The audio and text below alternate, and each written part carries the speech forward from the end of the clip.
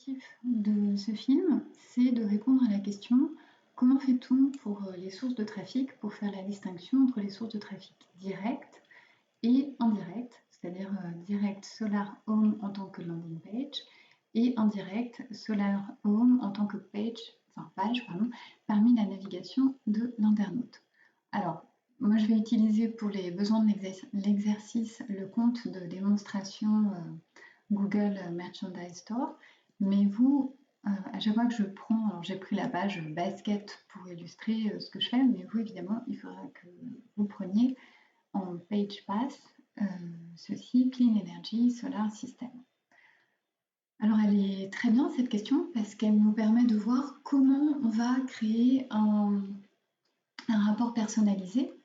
Donc là, moi ce que j'entends, c'est qu'en fait on a la question comment ça se passe toute page confondue, c'est-à-dire à n'importe quel moment quand la page est dans la navigation. Ensuite, quand il s'agit de la landing page. Et enfin, quand il s'agit de toutes les pages, quand la page en question se trouve dans la navigation, mais qu'elle n'est pas la landing page. Donc là, c'est tout inclus, landing page seulement, et toute page sauf landing page. Alors ça, c'est le résultat final. Donc ce que j'ai fait, c'est que j'ai construit un rapport Explore. Donc je suis allée ici. Je vais prendre peut-être une nouvelle fenêtre.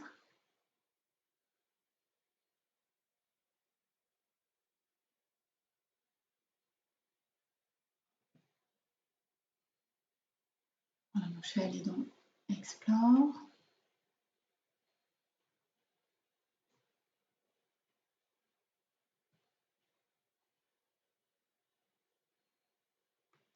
Puis, nouvelle exploration.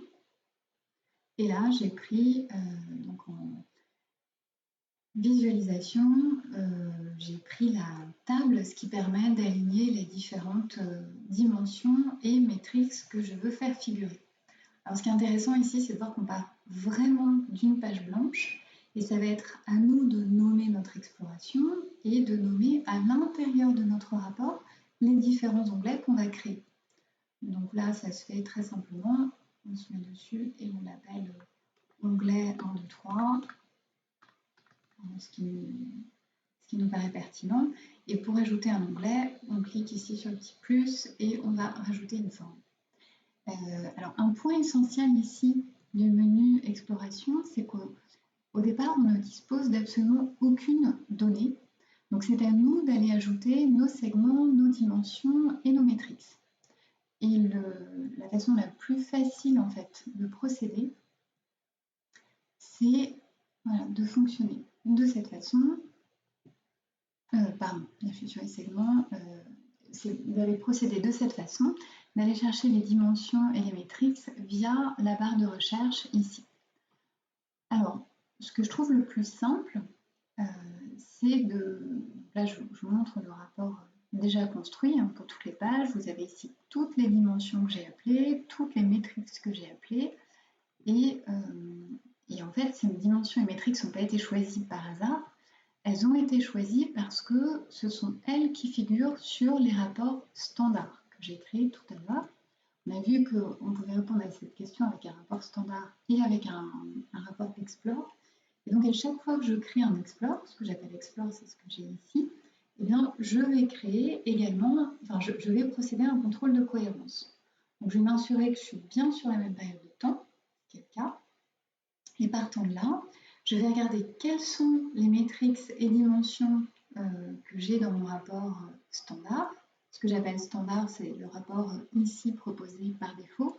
Et je vais m'assurer que c'est bien cohérent avec ce que je retrouve ici. Donc, par exemple, là, j'ai appelé la dimension Page Path and Screen Class, j'ai appelé la dimension Session Source Medium, et j'ai appelé les métriques View, Users, View per Users, etc.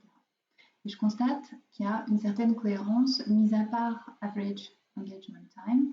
Alors celui-ci, il faut savoir qu'à chaque fois qu'on passe la souris au-dessus d'un libellé surligné en pointillé, on va pouvoir consulter la définition de ce libellé.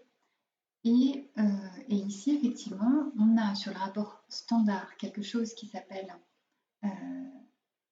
Average Engagement Time, et cette même métrique n'est pas disponible dans les rapports Explore. Alors, pour savoir ce qui est disponible et la façon dont c'est calculé, je vous ai mis un lien ici, donc toutes les dimensions et métriques, et vous avez effectivement Average Engagement Time qui est un petit peu différent de Average Engagement Time per Session. Pour savoir ce qui est disponible dans un rapport, bon, on va tout simplement aller ici dans Metrics, je vais taper Time, et je vais voir que j'ai Average Engagement Time per Session uniquement, et je n'ai pas de Average Engagement Time comme ce que j'avais sur mon rapport standard. Donc ça, c'est vraiment une petite subtilité. Si vous voyez des choses qui sont pas toutes... Enfin, déjà, ce que je vous invite à faire, c'est systématiquement un contrôle de cohérence entre votre rapport standard et votre rapport Explore. Et ensuite, vérifier, si vous voyez une incohérence, que les deux variables sont bien exactement identiques. Là, elles ont des noms similaires, mais elles ne recouvrent pas exactement la même chose. Donc, il faut juste le savoir. Ça ne veut pas dire que votre rapport est faux, ça veut dire que là, vous ne comparez pas la même maîtrise. En l'occurrence, on constate qu'on est bien sur la même période de temps, qu'on a des choses qui sont exactement comparables. Donc, à ce niveau-là, on est bon. Alors, comment est-ce que j'ai procédé? Donc ici, pour ajouter mes dimensions et mes métriques, alors je vais créer un nouvel onglet juste pour illustrer ce point. Donc, prenons par exemple Page Path et Views, et le système ensuite est le même pour exactement toutes les dimensions et toutes les métriques. Voilà, donc je vais ajouter un nouveau freeform. Je vais peut-être partir d'une page complètement blanche. Donc là, par exemple, Views. Je vois qu'on me propose Views, donc c'est bien celui-ci.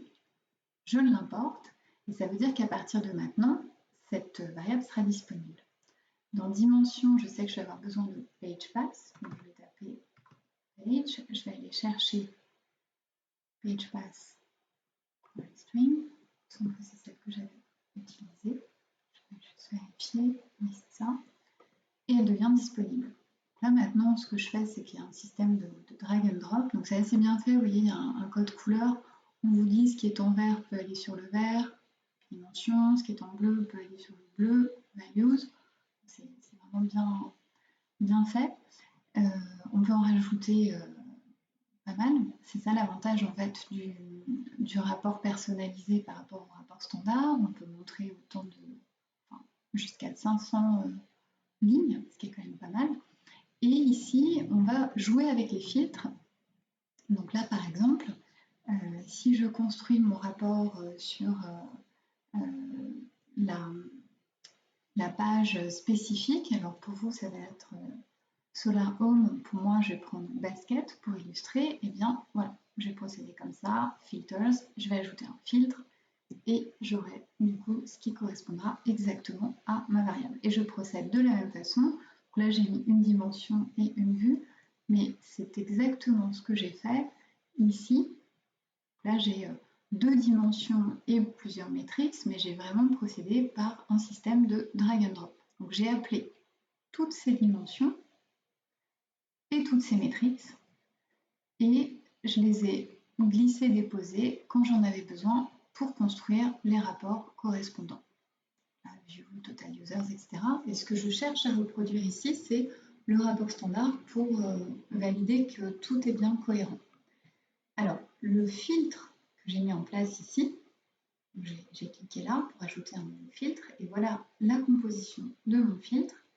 Je voudrais que Page Path and Screen Class, que ça contienne Basket. Et une fois que je l'ai mis en place, je clique sur Apply et c'est tout bon.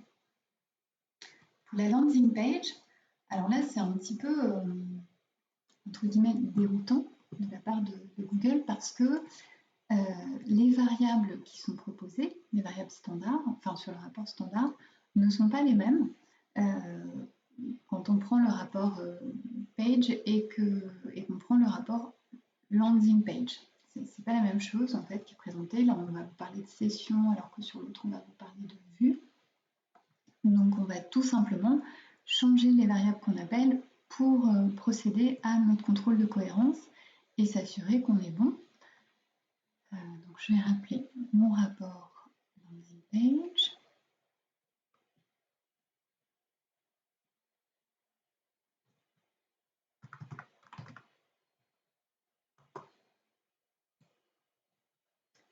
Il est là, je suis pas tout à fait sur la même période de temps.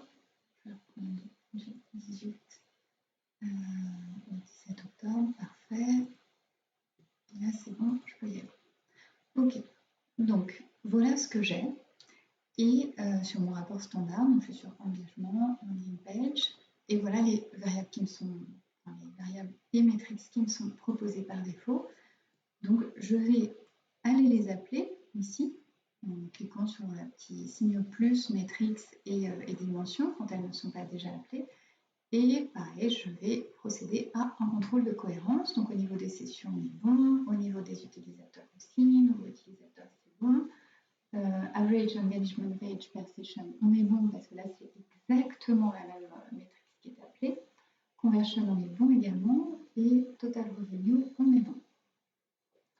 Donc là je réponds à la question pour... Ah non, pardon. Un point extrêmement important, cette fois-ci, ce que j'ai mis comme filtre, c'est landing page plus query string contains basket. Très important. Donc là, j'ai toute page confondue et quand ma page est la landing page. Et maintenant, ce qui m'intéresse, c'est la différence, c'est-à-dire quand il s'agit de cette page-là, donc moi c'est basket, vous c'est Solar Home, et qu'elle n'est pas la landing page. Qu'est-ce qui se passe? Donc dans ces cas-là, je vais juste rajouter un filtre. Donc j'ai mon premier filtre qui est PagePath plus query string contains basket. Et je rajoute un deuxième filtre qui est landing page plus query string does not contain basket. Et là, donc je vais appeler les mêmes métriques que celles que j'ai appelées pour mon rapport page. Et je vois que c'est cohérent puisque j'ai ici un nombre de vues qui est inférieur lorsque j'appelle cette page, sauf quand c'est la landing page. Donc voilà ce qu'il faut retenir vraiment de la construction des rapports personnalisés. C'est étape 1, partez du rapport standard et faites un contrôle de cohérence. Étape 2, alors pour l'étape 1, pardon, dans le rapport standard, regardez quelles sont toutes les variables qui sont appelées, toutes les dimensions métriques qui sont appelées et reportez-les avant de faire votre contrôle de cohérence. Assurez-vous évidemment que la période de temps est la même et faites attention parce que toutes les métriques qui sont dans le rapport standard ne sont pas forcément proposées dans le rapport Explore. Donc là, vous pouvez avoir, comme on l'a vu tout à l'heure, par exemple ici, Average engagement time per session, c'est bien proposé, tout va bien. Alors là, on est sur la landing page. On a vu que c'était cohérent, tout se passait bien. En revanche, quelquefois, on a des choses qui sont... Voilà, on a exactement la même chose. En revanche, quelquefois, on a des choses qui sont proposées sur le rapport standard, mais pas dans le menu Explore. Peut-être que ça le sera par la suite. Et là, il faut être particulièrement vigilant dans l'interprétation des chiffres.